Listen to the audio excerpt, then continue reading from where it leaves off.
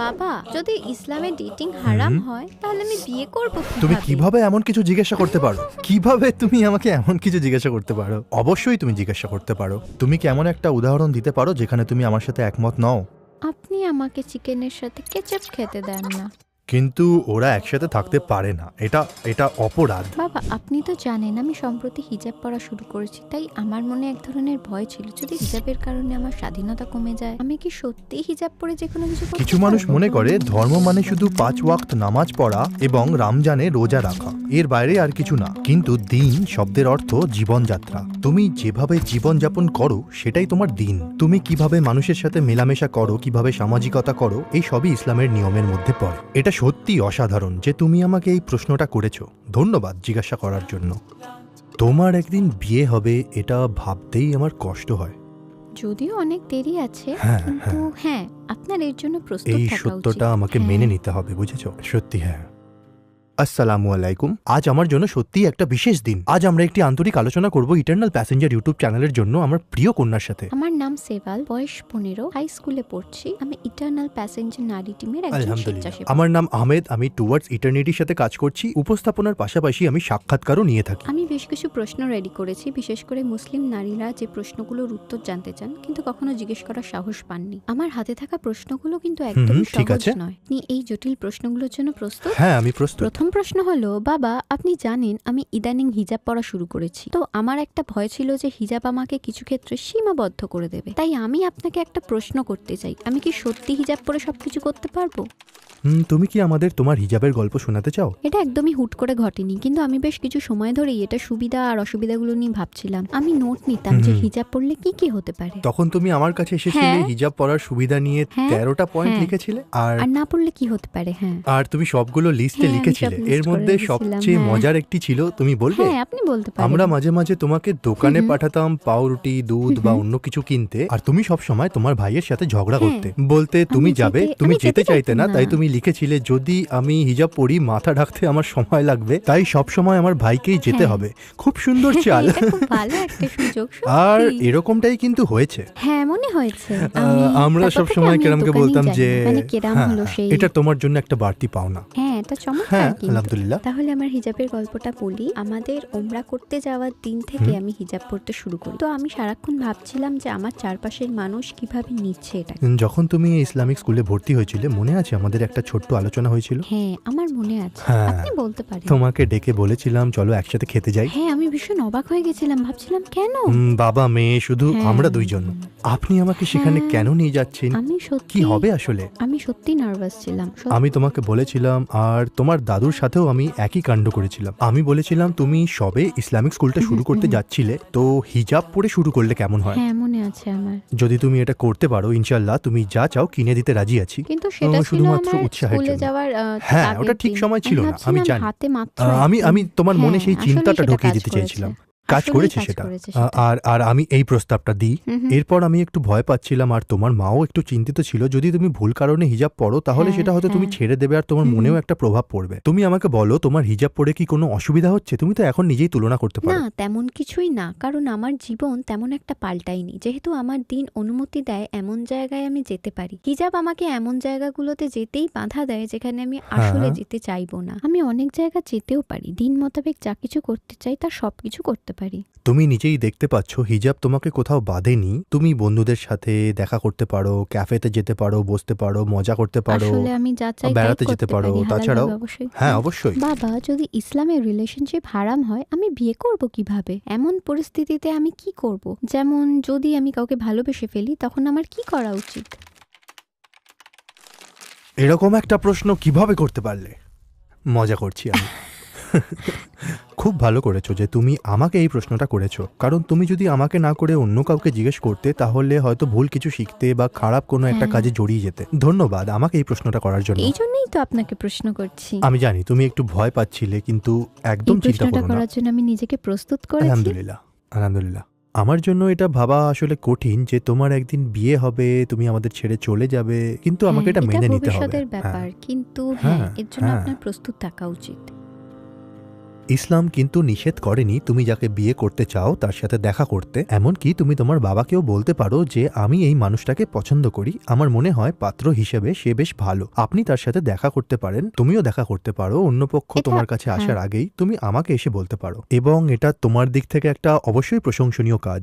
আর এই সম্পর্কগুলোতে সবচেয়ে বেশি ক্ষতিগ্রস্ত হয় মেয়েরা, নিঃসন্দেহে আমাদের নারীরা। নারীর অনুভূতির যত্ন কি নেয়, যেহেতু তোমরা একটু নরম স্বভাবের, তোমরা সেন্সিটিভও, ইসলাম এই বিষয়টা খেয়াল রাখে। যদি দেখো তোমাদের দুজনেরই মূল্যবোধ মিলে যায় আর ব্যক্তিগত এবং শারীরিক দিক থেকেও তাকে পছন্দ করো, আর সেই মানুষটা যদি তোমার পছন্দসই হয় বিশেষ কিছু ক্ষেত্রে, আর অবশ্যই সবচেয়ে গুরুত্বপূর্ণ ধর্মীয় মূল্যবোধ অবশ্যই থাকতে হবে, তারপর ইনশাল্লাহ বিয়ের দিকে এগোনো যায়। ইসলাম নারীর সম্মানকে রক্ষা করতে চায়, ইসলাম পরিবারকে সুরক্ষিত রাখতে চায়। ইসলাম চায় না মেয়েরা বাবা ছাড়া সন্তানদের বড় করুক। তো আমাদের ধর্মে রিলেশনশিপে নিষেধ করার মধ্যে একটা হিকমা আছে। তো আমার কিছু বন্ধুরা নিয়মিত নামাজ পড়তে পারছে না, তাদের কি করা উচিত? মানে আপনি কিভাবে নিয়মিত নামাজ পড়তে শুরু করেছিলেন? এটা কি হুট করেই হয়ে গিয়েছে নাকি সময়ের সাথে এটা নিয়মিত হয়েছিল? যখন আমি পুরোপুরি প্র্যাকটিসিং ছিলাম না তখন নিজেকে বলতাম, আর এটা এমন একটা ব্যাপার যে অল্প সময়ের মধ্যে আমাকে দিনের সাথে জড়িয়ে ফেলে, তখন আমার মনে হলো ঠিক আছে, সালাত সবচেয়ে গুরুত্বপূর্ণ, তাই এই অভ্যাসটা আমাকে করতেই হবে। আমি তোমাকে বলেছিলাম আমরা এখন একসাথে জামাতে নামাজ পড়ছি, আমাদের প্রতিদিনের ঈশার নামাজ আমরা জামাতে পড়েছি। আর ব্যক্তিগতভাবে আমি শুধু বলবো, তারপর তুমি আঙ্কারায় গিয়েছিলে তোমার মায়ের গ্রামের বাড়িতে, সেখানে তুমি তোমার নানা নানির সাথে দেখা করেছিলে। আর তার আগে আমি আল্লাহর কাছে দোয়া করেছিলাম, হে আল্লাহ, তাদের নিয়মিত 5 ওয়াক্ত সালাত আদায়ের সুযোগ করে দাও, তাদের জন্য একটা সুযোগ তৈরি করে দাও যাতে তারা নিয়মিত 5 ওয়াক্ত সালাত আদায় করতে পারে। আমাদেরকে বলো সেখানে কি হয়েছিল? আমার নানু ঠিক করলেন যে প্রতি ওয়াক্ত সালাত আদায়ের জন্য তিনি আমাদের 10 লিরা করে দেবেন একসাথে, তাই না? একসাথে। তখন এটা বেশ ভালো একটা মোটিভেশন ছিল। তখন আমি আসলে টাকার জন্যই সালাত পড়তাম। আমার উদ্দেশ্য আল্লাহকে খুশি করা ছিল না। ভালো টাকাই ছিল, ভালো ছিল। কিন্তু সময়ের সাথে সাথে আমার উদ্দেশ্য বদলে গেল, আর আলহামদুলিল্লাহ আমি এখন চেষ্টা করছি আল্লাহকে খুশি করতে। এটা আমার জন্য সত্যি অনেক বড় মোটিভেশন ছিল। নানু আমাকে সালাতকে ভালোবাসতে শিখিয়েছিলেন। তুমি 1 সপ্তাহ পরে ফিরে এলে, তখন তুমি নিয়মিত 5 ওয়াক্ত সালাত শুরু করেছো। ও আল্লাহ, এত দ্রুত আমার দোয়া কবুল করলেন, আমার নিজেকে খুবই ভাগ্যবান মনে হয়েছিল। সত্যি, তাহলে আপনি খুব মন থেকেই খুবই মন থেকে দোয়া করা হয়েছিল। সবাই নানা নানির কাছ থেকে প্রতি ওয়াক্ত নামাজের জন্য 10 লিরা পায় না, তাহলে অবশ্যই কোনো প্র্যাকটিক্যাল পদ্ধতি থাকা উচিত, তাই না? তো আলহামদুলিল্লাহ আমাদের টিম একটা অ্যাপ তৈরি করেছে যার নাম 5 Alive। এটা 40 দিনের জন্য আপনার সালাতের হিসেব রাখে এবং এর মধ্যে গেমিফিকেশন পদ্ধতি আছে। যদি একদিনের সব নামাজ ঠিক মতো পড়েন তাহলে আপনার বাগানের একটা গাছ ফুলে ফলে ভরে যায় আর আপনি আরেকটা ফুল পান। যদি একটা সুন্দর বাগান চান আপনি তাহলে টাস্কগুলো শেষ করতে পারেন। এটা একটা মোটিভেশন, জন্য বেশ আকর্ষণীয়, উৎসাহ। আমাদের ফলোয়াররা যদি অ্যাপটা ডাউনলোড করতে চায়, এই অ্যাপটা আপনাকে ট্র্যাক করবে এবং 40 দিনের মধ্যে আপনি সালাতে অভ্যস্ত হয়ে যাবেন এবং নিয়মিত চালিয়ে যাওয়া আপনার জন্য সহজ হবে ইনশাআল্লাহ। আমার ক্ষেত্রে এটা একদম হঠাৎ করেই হয়েছিল, মানে 1 সপ্তাহের মধ্যে, অনেক সময় নিয়ে নয়। কিন্তু আপনার ক্ষেত্রে কি হয়েছিল? আপনি কিভাবে সালাতে নিয়মিত হলেন? আমার বাবা প্রতি ওয়াক্তে আমাদের ডাক দিতেন, বিশেষ করে মাগরিবের পর বাসায় এলে। তখন আমরা সবাই একসাথে হতাম, মানে 7 জন, আমার 4 ভাই বোন সহ। আলহামদুলিল্লাহ আমাদের এই অভ্যাসটা তৈরি হয়েছিল। কিন্তু একটা কথা বলতেই হবে, যখন আল্লাহর সাথে তোমার সম্পর্ক দুর্বল হয় তখন তোমার সালাত অনিয়মিত হয়ে যায় আর তুমি সেই সম্পর্কটাই হারিয়ে ফেলতে পারো। তুমি দিনে একবার সালাতের অভ্যাসেও নেমে যেতে পারো। তাই আমাদের সবসময় নিজেদের ঈমানের ওপর কাজ করতে হবে, কারণ মানুষের মন পরিবর্তনশীল, যেটা জ্ঞানের ক্ষেত্রে হয় না। সেই শীতকালীন ছুটির কথা মনে আছে? আমরা পাহাড়ে গিয়েছিলাম, মনে আছে। বলো কি হয়েছিল? আর আমরা কাজিনদের সাথে খুব মজা করছিলাম এবং নামাজের সময় হয়ে গেছিল, তাই একটা জায়গা খুঁজে পেলাম যেখানে পানির একটা ধারা ছিল, কিন্তু পানি ছিল একদম সবকিছু বরফে ঢাকা, তাই না? এবং আমি সেই পরিস্থিতিতে অজু করি। আমার মনে হচ্ছিল আমি একজন হিরো, কারণ এটা খুব কঠিন পরিস্থিতি ছিল। তো কঠিন, আলহামদুলিল্লাহ। আর আমি তোমাকে কি বলেছিলাম? আমি বলেছিলাম তুমি যদি এখানে অজু করো তাহলে আর অন্য কোথাও অজু না করার অজুহাত পাবে না। আমার মনে আছে। তো আলহামদুলিল্লাহ এটা একটা টার্নিং পয়েন্ট ছিল। টুয়ার্ডস ইটারনিটি পরিবারের আপনার সাহায্য প্রয়োজন। আমরা একটা দাতব্য সংস্থা যারা পৃথিবী জুড়ে 10টি ভাষায় ইসলামের বার্তা পৌঁছে দিতে বদ্ধপরিকর। আপনার সহায়তায় আপনি মানুষকে ইসলামের পথে আসতে, হারাম ত্যাগ করতে, সালাত আদায় করতে, হিজাব পড়তে, কোরআন শেখা সহ নানা রকম সাহায্য করতে পারেন এবং এই সব নেক কাজের অংশীদার আপনিও হবেন ইনশাআল্লাহ। টুয়ার্ডস ইটারনিটিতে ডোনেট করুন এবং এই সুবর্ণ সুযোগ হারাবেন না। বাবা, প্রতিটা কিশোর কিশোরীর মতোই মাঝে মাঝে আপনার সাথে তাল মেলাতে আমার কষ্ট হয়, বিশেষ করে এই বয়সে যখন আমাদের মতের অমিল বাড়তে থাকে। আমাদের ধর্মের ব্যাপারে কি পরামর্শ দেয়? কিশোর বয়সে আমাদের কোন আচরণের দিকে বিশেষ খেয়াল রাখা উচিত? আমার সাথে মতের অমিল এমন একটা উদাহরণ দাও, তোমার মাথায় কি আসছে? আপনি আমাকে চিকেনের সাথে কেচাপ খেতে দেন না। ওটা একসাথে যায় না, দয়া করে। এটা খাওয়া যায় কেন না আমি না, তো এটা খেতে যায় পারি। না, এটা একটা অপরাধের মতো। সত্যি মায়োনিজ আর চিকেন ঠিক আচ্ছা, আছে, আচ্ছা। কিন্তু কেচাপ আর চিকেন আমি এটা মানতে পারি না। এমনকি তুমি জানো আমি নিজে ফ্রিজ থেকে কেচাপ আনতে চাই না যখন ডিনার হ্যাঁ, টেবিলে তখন চিকেন আমি থাকে। নিজে গিয়ে আমি কেচাপ জানি, নিয়ে কিন্তু আসি। হ্যাঁ অবশ্যই এটা এমন একটা বিষয় যেটা আমি একদম সহ্য করতে পারি না, কিন্তু আমি শিখবো ইনশাল্লাহ। আচ্ছা, আমি আরো ইনশাআল্লাহ, সহনশীল হতে ইনশাআল্লাহ, আমি শিখবো। আশা রাখছি। ঠিক আছে, অনেক মজা করলাম। আমি দেখি মাঝে মাঝে আমার সাথে মতের অমিল হলে তোমার চোখে সেটা ফুটে ওঠে আর বলো উফ।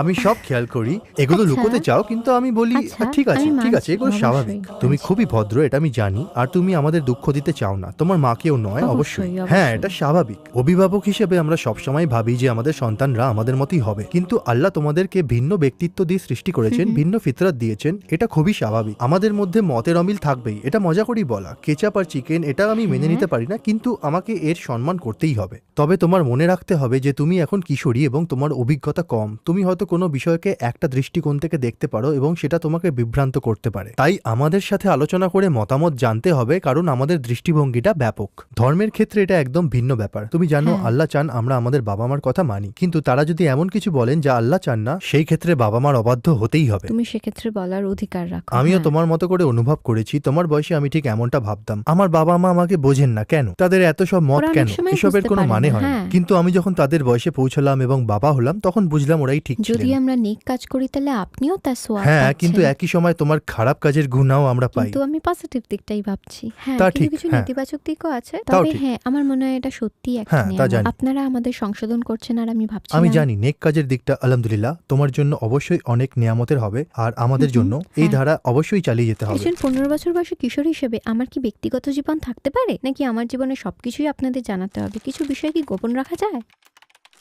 অবশ্যই জীবনের সবকিছু শেয়ার করতে হবে না, তোমার ব্যক্তিগত জীবন থাকবে, আমরা সেটা অবশ্যই সম্মান করি। তুমি তোমার বন্ধুদের সাথে কথা বলতে পারো, আর যেমন তুমি লম্বা সময় ফোন ধন্যবাদ। কলে কথা বলো, কিন্তু যখন এমন কিছু হয় তুমি সমাধান করতে পারছো না, তোমার বিবেক তোমাকে খারাপ কিছুর সংকেত দিচ্ছে, আর সমস্যাগুলো তুমি নিজে সমাধান করতে হ্যাঁ, পারছো না, আমার তো এমন সময় আমরা গেছে। তোমার পাশেই আছি সব সময়। এটা খুবই গুরুত্বপূর্ণ, কারণ তুমি যদি আমাদের কাছে আসতে দ্বিধা করো তখন সমস্যাটা আমাদেরই। হয়তো আমরা রূঢ়ভাবে তোমার প্রশ্নের উত্তর দিয়েছি, বা হয়তো অসম্মানজনক ছিল, অথবা বলেছি তুমি আমাদের এমন প্রশ্ন কিভাবে করলে, হয়তোবা তোমাকে ভয় পাইয়ে দিয়েছি। তো এটা এমন এক সমস্যা, বুঝেছো, যেটা আমাদের দিকে আঙুল তুলছে। এমনটা করা একদমই উচিত নয়। আমরা কি তোমার সাথে এমন করছি? একদমই না। আপনারা না? perfect। তাহলে ঠিক আছে, হ্যাঁ, আলহামদুলিল্লাহ, আপনারা সমস্যাগুলো সমাধান করার চেষ্টা করছেন। হ্যাঁ, আমরা কখনো কখনো সমালোচনা করি বা খুঁতখুত করি, কিন্তু আমাদের সবসময় এই কথা মনে রাখতে হবে যে তুমি আমাদের কাছে আল্লাহর দেওয়া আমানত।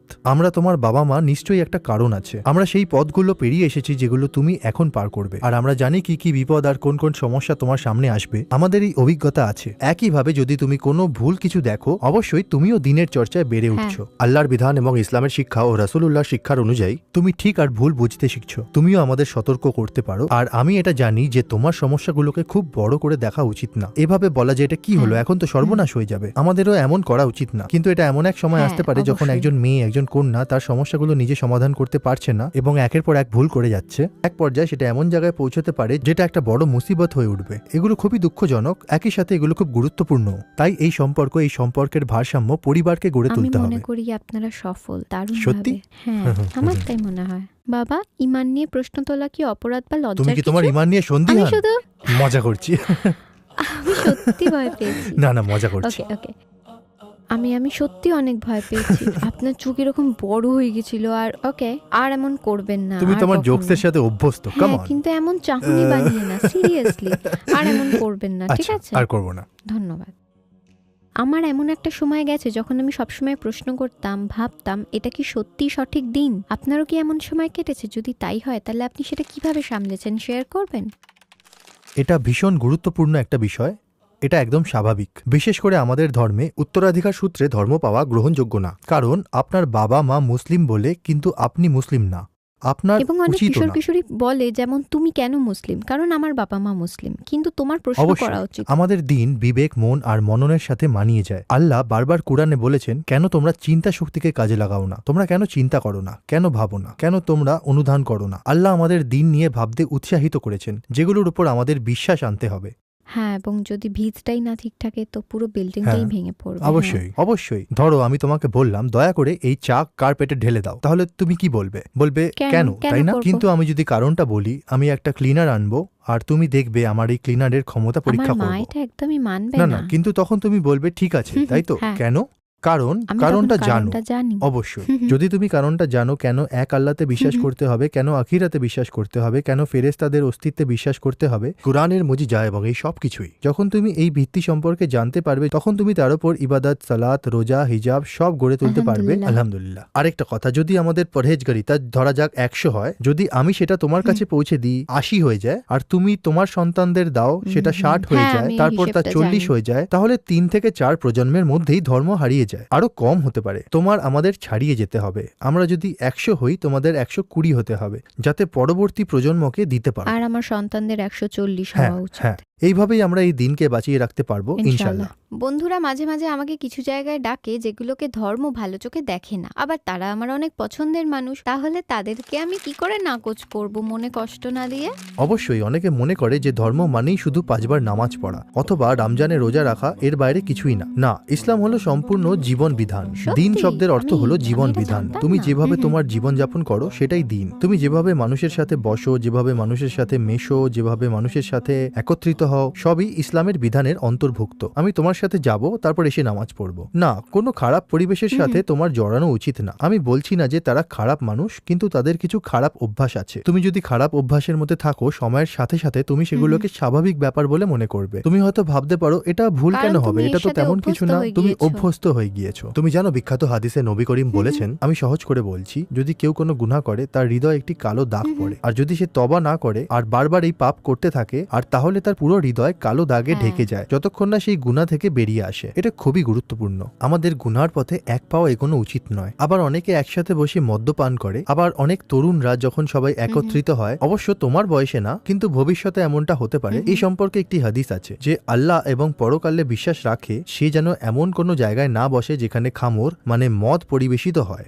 আমাদের এমন পরিবেশে থাকা উচিত নয়। যদিও তুমি নিজে গুনাহ করছো না, আমাদের সেই পরিবেশ ছাড়তে হবে। হ্যাঁ, ওমর রাদিয়াল্লাহু তাআলা আনহুর একটি উক্তি রয়েছে, যদি তুমি তোমার দিন অনুযায়ী না চলো তাহলে যেভাবে চলছো সেটাই তোমার দিন হয়ে যাবে। একজন মুসলিম হিসেবে আমার চারপাশের মানুষ যেন আমার পরিচয় গ্রহণ করে তা আমি কিভাবে নিশ্চিত করতে পারি? আমি জানি না প্রতিদিনকার পারিপার্শ্বিক চাপগুলো কিভাবে সামলাবো, বিশেষ করে যখন আমাকে আমার ধর্মের কারণে বিচার করা হয়। আমি তখন কি করব? অবশ্যই তোমার আত্মবিশ্বাস আর কাজ দিয়ে। আমার মনে পড়ছে তোমার এরকম অভিজ্ঞতা হয়েছিল হ্যাঁ, যখন তুমি হ্যাঁ, 4th গ্রেডে আমার পড়তে। হয়েছিল। আমাদেরকে কি তা হ্যাঁ। বলতে পারো? একটা জন্মদিনের পার্টি ছিল, সবাই কিছু না কিছু খাচ্ছিল। কিন্তু তখন রমজান ছিল, তাই না? রমজান ছিল, হ্যাঁ রমজান ছিল, এবং আমি রোজা রেখেছিলাম। ক্লাসে একমাত্র আমিই রোজা রেখেছিলাম। তো আমি বসে বসে ভাবছিলাম এখন কি করব, কারণ তারা তখন কেক পরিবেশন হ্যাঁ করছিল, কেক তাই তো? দিচ্ছিল। তখন আমার এক বন্ধুর মা এসে বললেন, তুমি খাচ্ছ না কেন? আমি বললাম আমি রোজা রেখেছি। তিনি ভীষণ অবাক হলেন, কিছুটা লজ্জাও পেলেন, আর তিনি বেশ অবাকও হলেন। আমার মনে হয় তিনি নিজে রোজা রাখেননি এটা ভেবে তার খারাপ লাগছিল। এটা একেবারে উল্টো ঘটনা। তারা তোমার দিকটাকে সম্মান হ্যাঁ, তারা জানিয়েছিল। সম্মান হ্যাঁ, জানিয়েছিল, কিছু কিছু হ্যাঁ। মানুষ সেটা করে না, তারা হয়তো এটা সম্মান আমার একটু করবে না। একা লেগেছে, কিন্তু সহানুভূতি পেয়েছি। কিন্তু অবশ্যই একই সাথে সেদিন গর্বও হয়েছে, সেদিন তাই আমার না? নিজেকে নিয়ে গর্ব হয়েছে। আমার কিন্তু তোমাকে নিয়ে গর্ব হয়েছে সেদিন, আলহামদুলিল্লাহ। ধন্যবাদ। তবে এমন অনেকে আছে যারা এইভাবে বেড়ে ওঠেননি, তাদের মূল্যবোধ আলাদা, ধর্মবিদ্বেষী, আলাদা দৃষ্টিকোণ। তারা হয়তো একটু বেশি জাজমেন্টাল। তারা হয়তো ভাববে যে এরা পার্থিব সুযোগ নিতে এসব করছে। তারা শুধু ক্ষমতা পেতে চায়, ধর্ম দিয়ে প্রভাব বিস্তার করতে চায়, শুধু নামাজ পড়ে বা এসব দিয়ে তারা প্রমাণ করতে চায় যে আমরা ভালো মানুষ। আমাদের তাদের সমালোচনা করা উচিত হবে না, বরং এর পেছনে মানসিকতা দায়ী। তাদের পরিস্থিতিও বুঝতে হ্যাঁ। হবে, তাদের কাছে গিয়ে বলতে হবে, হেই আমি দেখেছি তোমার মনে কিছু প্রশ্ন আছে আর তুমি হয়তো আমাকে ঠিক সম্মান করছো না। আমি সেই কারণটা জানতে চাই। আমি তোমার প্রতি কোনো খারাপ আচরণ করছি না, তাহলে কারণটা কি? তারা হয়তো বলবে আমার একজন পরহেজগার চাচা ছিলেন, তিনি কিন্তু মানুষ ভালো ছিলেন না, অথবা নানানভাবে তিনি আমার ক্ষতি করেছেন, অথবা নানান খারাপ কাজ করতে মানে দেখেছি। তারা তারা এর সিদ্ধান্ত ভিত্তিতে নেয়। বিচার করে। তারা নিজের চাচাকে দেখে ভাবে সব হ্যাঁ, মুসলিমই এমন, অবশ্যই। কিন্তু এমন মোটেও না। একদম। তুমি যদি তাদের সমস্যাগুলো ধরতে পারো, সমস্যাটার মূল্য কি, তাহলে এটার সমাধান হবে, তাদের প্রশ্নগুলো বন্ধ হবে, এই অসম্মান করার প্রবণতাও দূর হয়ে যাবে। তো আমরা এইভাবে ভাবি না যে মানুষ শুধু যুক্তি দিয়ে চলে। একটু চিন্তা করো, তাদের মন আছে, তাদের অনুভূতি আছে। তারা যদি মনে আঘাত পেয়ে থাকে আর তুমি তার সমাধান দাও, পুরো সমস্যাটাই মিটে যায়। তো আর একটা প্রশ্ন হলো, আমার ভিন্নধর্মী বেশ কিছু বন্ধু আছে, তো আমার কি করা উচিত আমি বুঝতে পারি না। যেমন যখন তারা আমার হ্যাঁ। ধর্মের সমালোচনা করে, আমি বুঝতে পারি না কি উত্তর দেব। আমার ধর্মের ব্যাপারে আমি জানি, কিন্তু এই প্রশ্নগুলোর উত্তর দেওয়ার মতন অতটা জানি না। আমার কি করা উচিত? আমার কি তাদের সাথে সম্পর্কে কোনো সীমারেখা থাকা উচিত? এটা তাদের আন্তরিকতার উপর নির্ভর করে। আমি জানতাম না তোমার এমন বন্ধু আছে, মনে হয় তুমি বলেছিলে। অনেকেই পরেজগার, কিন্তু কেউ কেউ হয়তো ধর্মের ব্যঙ্গ করার পর্যায়ে পৌঁছে গেছে। হ্যাঁ, তারা অনেক প্রশ্ন করছে, অনেকটা পথ খুঁজে পাওয়ার চেষ্টা করছে, কিন্তু হ্যাঁ, সম্পর্কগুলোতে কি কিছু সীমারেখা অবশ্যই। টানা উচিত? প্রথমত, নিজের ধর্মকে তোমার এমন ভাবে জানতে হবে যাতে তুমি তাদের সব প্রশ্নের উত্তর দিতে পারো। এটা একটা ব্যাপার।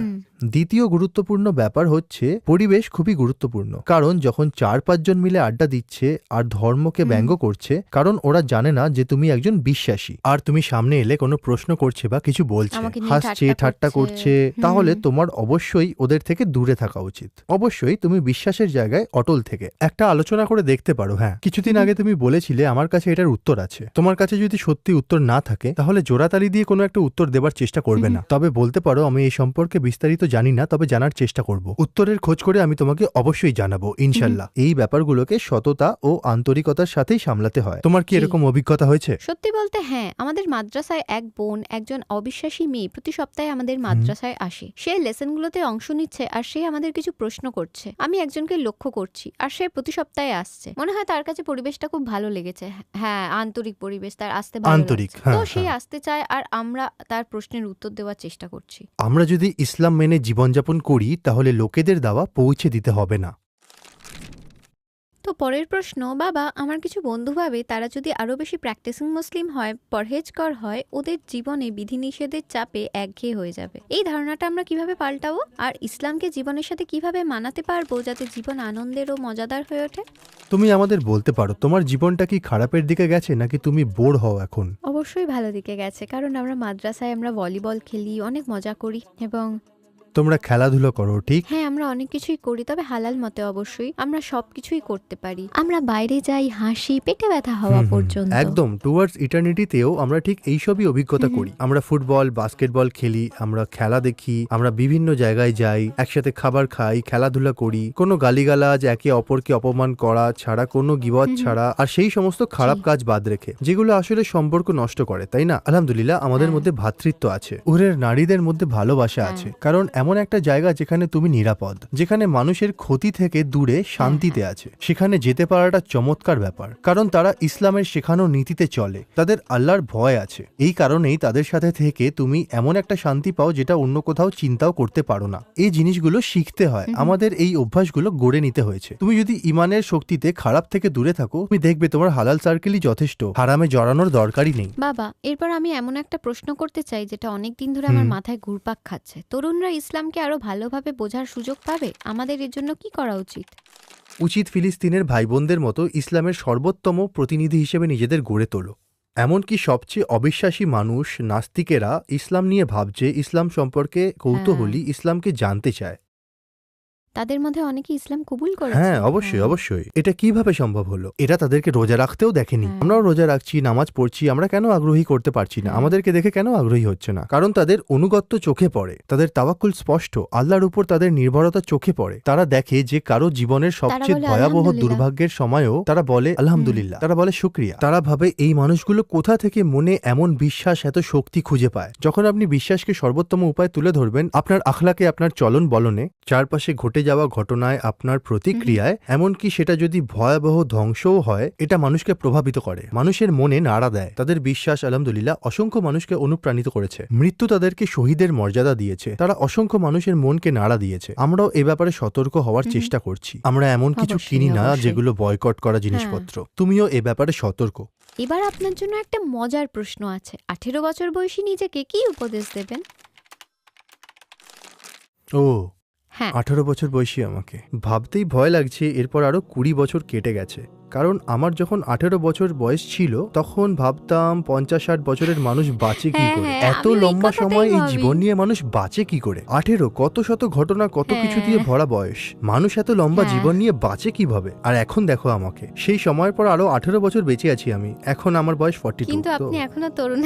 হ্যাঁ ওই আর কি। ভেতর থেকে আর কি। ভেতর থেকে আমি জানি। 15 থেকে 35-এর মাঝামাঝি বয়সটা আমার মনে আছে। আমি কোরআন খুলে বসতাম না, শুধু শুক্রবার রাতে সূরা ইয়াসিন পড়তাম, কারণ 15 বছর বয়সের পর আমি এটার গুরুত্ব ভুলে গেছিলাম। কিন্তু আমি বলবো তোমার প্রায়োরিটি চিনতে শেখো, এই দুনিয়া নিয়ে পড়ে থেকো না। তখন আমি ইউএসএ তে যাওয়ার স্বপ্ন দেখতাম, সেখানে হয়তো ডক্টর হিসেবে থাকবো এরকম চিন্তা ছিল। আমার সব পরিকল্পনা ছিল এই দুনিয়া নিয়ে। এখন মনে হয় সময়গুলো আমি নষ্ট করেছি। যখন আমি উড়েতে 16, 17, 18 বছর বয়সী ভাই ও বোনেদের দেখি তারা এই বয়সে ইসলামের খেদমত করছে, দেখে আমার আফসোস হয়। আমি ভাবি এই বয়সে আমি কেন শুরু করিনি।